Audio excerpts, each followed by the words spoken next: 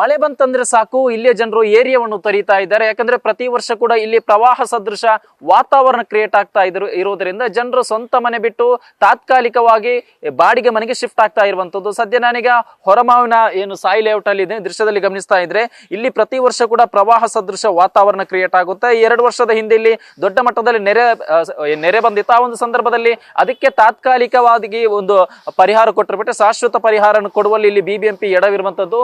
ಇದರಿಂದ ಮಳೆ ಬಂತಂದ್ರೆ ಸಾಕು ಜನರು ಏನು ಈ ಒಂದು ಏರಿಯಾವನ್ನು ಬಿಟ್ಟು ಪಕ್ಕದ ಏರಿಯಾಗಳಿಗೆ ಹೋಗ್ತಾ ಇರುವಂತದ್ದು. ಸದ್ಯ ನೀವು ಗಮನಿಸ್ತಾ ಇದ್ರೆ ಎಲ್ಲಂದ್ರಲ್ಲಿ ಟೂಲೆಟ್ ಬೋರ್ಡ್ ಕೂಡ ಕಾಣಿಸ್ತಾ ಇದೆ. ಯಾಕಂದ್ರೆ ಇಲ್ಲಿ ಸರಿಸುಮಾರು 1,000 ಮನೆಗಳಿದ್ದು ಜನರು ಅನಿವಾರ್ಯವಾಗಿ ಆ ಒಂದು ಕ್ಷಣಕ್ಕೆ ಮಳೆಯ ಏನು ನೆರೆಯ ಭೀತಿಯಿಂದ ತಾತ್ಕಾಲಿಕವಾಗಿ ನೆಂಟರ ಮನೆ ಆಗಿರ್ಬೋದು ಅಥವಾ ಅಕ್ಕಪಕ್ಕದ ಏರಿಯಾಗಳಿಗೆ ಶಿಫ್ಟ್ ಆಗ್ತಾ ಇದ್ದಾರೆ.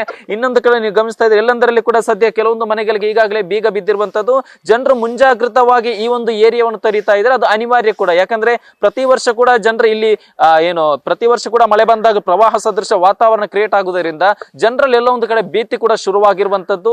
ತಮ್ಮ ಮನೆ ಮುಂದೆ ನಿಲ್ಲಿಸಿದ ವಾಹನ ಕೂಡ ನೀರಿಗೆ ಮುಳುಗಡೆ ಆಗ್ತಾ ಇರುವುದರಿಂದ, ಅದರ ಜೊತೆಗೆ ಕೆಲವೊಂದು ವಾಹನ ಕೊಚ್ಚಿ ಹೋಗ್ತಾ ಇರೋ ಭೀತಿ ಇರುವುದರಿಂದ ಜನರು ತಾತ್ಕಾಲಿಕವಾಗಿ ಈ ಒಂದು ಏರಿಯಾವನ್ನು ತೊರಿತಾ ಇದ್ದಾರೆ. ಈ ಬಗ್ಗೆ ಮಾತನಾಡೋದಕ್ಕೆ ಇಲ್ಲಿಯ ಸ್ಥಳೀಯ ನಿವಾಸಿಯಾಗಿರುವಂತಹ ಮಂಜುನಾಥ್ ಅವರು ನಮ್ಮ ಜೊತೆ ಇದ್ದಾರೆ. ಅವ್ರನ್ನೇ ಮಾತನಾಡಿಸ್ಕೊಂಡು ಹೋಗ್ತೀನಿ. ಸರ್, ಇಲ್ಲಿ ಓವರ್ ಆಲ್ ಎಷ್ಟು ಮನೆ ಇದೆ ಸರ್? ಈಗ ಮಳೆ ಬಂದಾಗ ಎಷ್ಟು ಜನರು ಈ ತರ ಬೇರೆ ಕಡೆ ಶಿಫ್ಟ್ ಆಗ್ತಿದ್ದಾರೆ ಸರ್? ಇಲ್ಲಿ ಸುಮಾರು 1,000 ಮನೆ ಅಂತೂ ಇದೆ ನಮ್ಮ ಸಾಯಿ ಲೇಔಟಲ್ಲಿ. ಹೀಗಾಗಿ ಏನಾಗುತ್ತೆ ಅಂದರೆ ಪ್ರತಿ ವರ್ಷ ಇದು ನೆರೆ ಹಾವಳಿ ತಪ್ಪಿದ್ದಲ್ಲ ನಮಗೆ. ಹೀಗಾಗಿ ನಾವು ಓಡಾಡೋಕ್ಕೂ ತೊಂದರೆ ಆದಾಗ ಮತ್ತು ಜಲ ದಿಗ್ಬಂಧನ ಆಗ್ಬಿಡುತ್ತೆ. ನಾವು ಎಲ್ಲಿ ಹೋಗ್ಲಿಕ್ಕೆ ಆಗೋದಿಲ್ಲ, ಕುಡಿಯೋದಕ್ಕೂ ನೀರು ಸಿಗೋಲ್ಲ, ಮತ್ತು ಬಳಕೆಗೂ ನೀರು ಸಿಗೋದಿಲ್ಲ. ಅಂಥ ಟೈಮ್ನಲ್ಲಿ ಏನಾಗುತ್ತೆ ಅಂದರೆ ಅನಿವಾರ್ಯವಾಗಿ ನಾವು ಬೇರೆ ಕಡೆ ಶಿಫ್ಟ್ ಆಗಲೇಬೇಕಾಗುತ್ತೆ. ಸುಮಾರು 1 ವಾರಗಟ್ಟಲೆ ನಾವು ನೆಂಟರ ಮನೆಯಲ್ಲಿ ಇರ್ತೀವಿ, ಇಲ್ಲಾಂದರೆ ಬಾಡಿಗೆ ಮನೆ ಮಾಡಿಕೊಂಡು ಇರುವಂಥ ಪರಿಸ್ಥಿತಿ ಇದೆ ಸರ್. ಇಲ್ಲಿ ಪ್ರತಿ ವರ್ಷ ಇದ್ದಿದ್ದೆ ಇದು. ಇಲ್ಲಿ ಮುಖ್ಯವಾದ ಪ್ರಾಬ್ಲಮ್ ಏನು ಸರ್? ಈ ಒಂದು ಪ್ರವಾಹ ಸದೃಶ ವಾತಾವರಣ ಪ್ರತಿ ವರ್ಷ ಕೂಡ ಕ್ರಿಯೇಟ್ ಆಗುತ್ತೆ, ಏನು ಕಾರಣ ಅಂತ ಸರ್? ಕಾರಣ ಏನು ಅಂತಂದರೆ ಇದು ತಗ್ಗು ಪ್ರದೇಶ ಸ್ವಲ್ಪ. ಜೊತೆಗೇನಾಗಿದೆ ಅಂದರೆ ಇಲ್ಲಿ ಸುಮಾರು ಒಂದು ದೊಡ್ಡ ರಾಜಕಾಲುವೆ ಇದೆ. ಅದಕ್ಕೆ ಸಬ್ ರಾಜಕಾಲುವೆಗಳು ಒಂದು 3 ಇದೆ. ಈ ಕಡೆ ಶಿವಾಜಿನಗರ, ಯಲಹಂಕ ಮತ್ತು ಗೆದ್ದಳ್ಳಿ ಕಡೆಯಿಂದ ನೀರು ಸರಾಗವಾಗಿ ಹರಿದು ಬರುತ್ತೆ.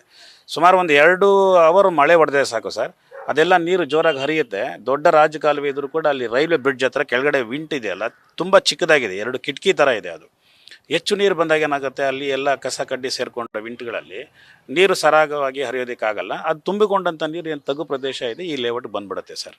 ಅದು ಮುಖ್ಯ ಒಂದು ಕಾರಣ. ಅದನ್ನು ಸ್ವಲ್ಪ ಅಗಲವಾಗಿ, ಎಷ್ಟು ರಾಜಕಾಲುವೆ ಅಗಲ ಇದೆ ಅಷ್ಟೇ ಒಂದು ಅಗಲವಾಗಿ ಅಲ್ಲಿ ವ್ಯವಸ್ಥೆ ಮಾಡಿದ್ರೆ ಖಂಡಿತ ಅದು ನೀರು ಹೋಗುತ್ತೆ ಸರ್, ಏನು ಸಮಸ್ಯೆ ಆಗಲ್ಲ.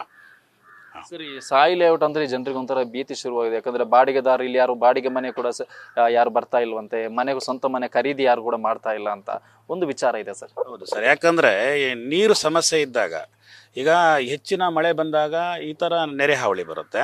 ಬೇಸಿಗೆ ಕಾಲ ಬಂದಾಗ ಕುಡಿಯೋದಕ್ಕೂ ನೀರು ಸಿಗೋದಿಲ್ಲ ಸರ್. 2 ಸಮಸ್ಯೆ ಇರೋದ್ರಿಂದ ಎಂಥ ಜನರು ಕೂಡ ನೀರಿಗೆ ಹೆದರ್ತಾರೆ ಸರ್, ಯಾರು ಬರೋದಿಲ್ಲ. ಹೀಗಾಗಿ ಪ್ರತಿ ವರ್ಷ ಏನಾಗುತ್ತೆ, ನಮ್ಮ ಜನನಾಯಕರು, ಸರ್ಕಾರದ ಒಂದು ಪ್ರತಿನಿಧಿಗಳು ಬರ್ತಾರೆ, ಬಂದು ನೋಡ್ಕೊಂಡು ಹೋಗ್ತಾರೆ. ನೀರು ತುಂಬಿದಾಗ ಸುಮಾರು 2-3 ದಿನ ಇಲ್ಲಿ ನೀರು ನಿಂತಿರುತ್ತೆ ಸರ್. ತಾತ್ಕಾಲಿಕ ಜನರೇಟರ್ ವ್ಯವಸ್ಥೆ ಮಾಡ್ತಾರೆ, ನೀರು ಹೋಗುತ್ತೆ. ಮತ್ತೆ 3-4 ದಿನ ಮತ್ತೆ ಮಳೆ ಬಂದಾಗ ಅದೇ ಸಮಸ್ಯೆ ಇರುತ್ತೆ. ಶಾಶ್ವತವಾದಂಥ ಪರಿಹಾರ ಬೇಕು ಅಂತ ಹೇಳ್ಬಿಟ್ಟು ನಾವು ಇಲ್ಲಿ ಸ್ಥಳೀಯರು, ಸರ್ಕಾರದಕ್ಕೆ ನಾವು ಸಾಕಷ್ಟು ಮನವಿ ಮಾಡ್ಕೊಳ್ತಾ ಇದ್ದೀವಿ ಸರ್. ಒಂದು ರೀತಿ ಒತ್ತಾಯನ ಮಾಡ್ತಾ ಇದ್ವಿ, ಮನವಿ ಮಾಡ್ಕೊಳ್ತಾ ಇದ್ದೀವಿ. ದಯಮಾಡಿ ಸರ್ಕಾರ ಕಣ್ಣು ತೆರಿಬೇಕಾಗತ್ತೆ. ಇದು ದೊಡ್ಡ ಸಮಸ್ಯೆ ಇಲ್ಲಿ. ಮೊನ್ನೆ ತಾನೇ ಎಲ್ಲ ಆಗಿದೆ, ನಾರ್ತ್ ವುಡ್ ಅಂಥದ್ದು ಯಲಹಂಕದಲ್ಲಿ ಆಗಿದೆ. ಅದಕ್ಕಿಂತ ದೊಡ್ಡ ಸಮಸ್ಯೆ ನಮ್ಮ ಸಾಯಿ ಲೇಔಟಲ್ಲಿದೆ. ದಯಮಾಡಿ ಸರ್ಕಾರ ಕಣ್ತೆರೆದು ನಮ್ಮ ಒಂದು ಮನವಿಯನ್ನು ಪುರಸ್ಕರಿಸಬೇಕು ಅಂತ ಹೇಳ್ಬಿಟ್ಟು ಈ ಮಾಧ್ಯಮದ ಮೂಲಕ ನಾನು ಮನವಿ ಮಾಡ್ಕೊಳ್ತಾ ಇದ್ದೀನಿ ಸರ್. ಒಡ್ರಪಳ್ಳಿಯ ಸಾವಯವ ದೇವಸ್ಥಾನ ಹತ್ರ ಯಾವಾಗಲೂ ವರ್ಷ ತುಂಬ ಮಳೆ ಬರುತ್ತೆ. ಮಳೆ ಬಂದಾಗೆಲ್ಲ ಇಲ್ಲಿ ಕೆಳಗಡೆ ಇರೋ ಮನೆಗಳೆಲ್ಲ ಖಾಲಿ ಮಾಡ್ಕೊಂಡು ಹೋಗ್ತಾರೆ. ನಮ್ಮ ಅಂಗಡಿಯಲ್ಲೂ ಮಳೆ ಬಂದುಬಿಡುತ್ತೆ. ಅದಕ್ಕೋಸ್ಕರ ಅದಕ್ಕೋಸ್ಕರ ಈ ಥರ ಕಟ್ಟಿದ್ದೀವಿ ನಾವು. ಇಲ್ಲಿ ವರ್ಷ ಇದೇ ಥರ ಆಗುತ್ತೆ. ಯಾರು ಬಂದ್ರೂ ಇದು ಮಾಡ್ತೀನಿ ಅಂತ ನೋಡ್ಕೊಂಡು ಹೋಗ್ತಾರೆ. ಯಾರು ಕೈ ಹಿಡ್ದು ಇಲ್ಲಿ ನೀರು ಹೋಗಂಗೆ ಯಾರು ಮಾಡೋದಿಲ್ಲ. ಈ ಸಲ ಅವರು ಡಿ ಕೆ ಶಿವಕುಮಾರ್ ಅವರು ಬಂದಿದ್ದಾರೆ ನಿನ್ನೆ.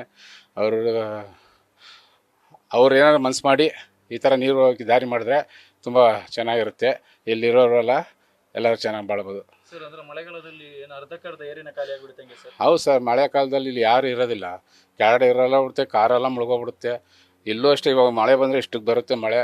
ಅದಕ್ಕೆಲ್ಲ ನಾವು ಭಯ ಪಟ್ಕೊಂಡೆ ಇಲ್ಲಿ ಬಾಳ್ತಾ ಇರೋದು. ಮಳೆ ಇಲ್ದಿರೋರ್ಗೂ ಚೆನ್ನಾಗಿರ್ತೀವಿ, ಮಳೆ ಇಲ್ದಿರೋವಾಗ ನಾವು ಖಾಲಿ ಮಾಡ್ಕೊಂಡು ಹೋಗ್ಬಿಡ್ತೀವಿ.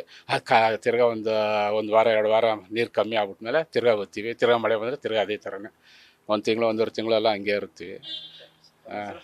ನಮ್ಮ ಹೆಸರು ಅರುಳ್ ಪ್ರಕಾಶ್ ಅಂತ. ಅಲ್ಲ, ಇದು ಯಾವುದು ಈ ಬೋರ್ವೆಲ್ ನೀರು ಬಿಡ್ತಾ ಇದ್ದಾರೆ, ಅದನ್ನು ಬಿಡ್ತಾ ಇಲ್ಲ. ನಮ್ಗೆ 5 ತಿಂಗಳಾಯಿತು ನಾನು ಕೊಂಡ್ಕೊಂಡು ತಿಂತಾ ಇದ್ದೀನಿ.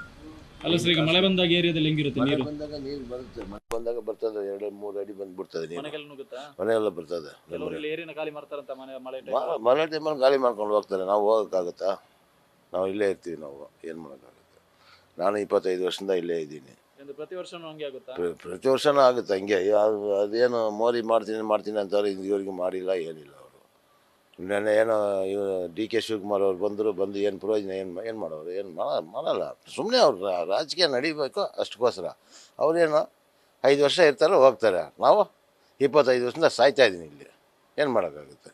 ಇವಿಷ್ಟು ಇಲ್ಲಿಯ ಸ್ಥಳೀಯ ನಿವಾಸಿಯಾಗಿರುವಂತಹ ಮಂಜುನಾಥ್ ಅವರ ಮಾತು. ಅಂದ್ರೆ ಪ್ರತಿ ವರ್ಷ ಕೂಡ ಮಳೆ ಬಂದಾಗ ಇಲ್ಲಿ ಜಲ ದಿಗ್ಬಂಧನ ಎದುರಾಗುತ್ತೆ. ಆ ಒಂದು ಸಂದರ್ಭದಲ್ಲಿ ಬರುವಂತಹ ಸಿಬ್ಬಂದಿ ತಾತ್ಕಾಲಿಕವಾಗಿ ಆ ಒಂದು ನೀರನ್ನು ರಿಮೂವ್ ಮಾಡುವಂತಹ ಒಂದು ಕೆಲಸ ಮಾಡ್ತಾರೆ. ತದನಂತರ ಯಥಾಸ್ಥಿತಿ ಇರುತ್ತೆ. ಪ್ರತಿ ವರ್ಷ ಕೂಡ ಮಳೆ ಬಂದಾಗ ಇದೇ ಏನು ಪ್ರವಾಹ ಸದೃಶ ವಾತಾವರಣ ಕ್ರಿಯೇಟ್ ಆಗ್ತಾ ಇರೋದ್ರಿಂದ ಎಲ್ಲೋ ಒಂದು ಕಡೆ ಜನರು ಸಾಯಿ ಲೇಔಟ್ ನಲ್ಲಿ ಮನೆ ಬಾಡಿಗೆ ಪಡೆಯಲು ಕೂಡ ಹಿಂದೆಟಾಗ್ತಾ ಇರುವಂತದ್ದು. ಕ್ಯಾಮರಾ ಪರ್ಸನ್ ಸೂರಜ್ ಜೊತೆ Sattar, news fast, Bengaluru. News first ನಿರ್ಭೀತಿಯಿಂದ ನಿಮ್ಮ ಪರವಾಗಿ.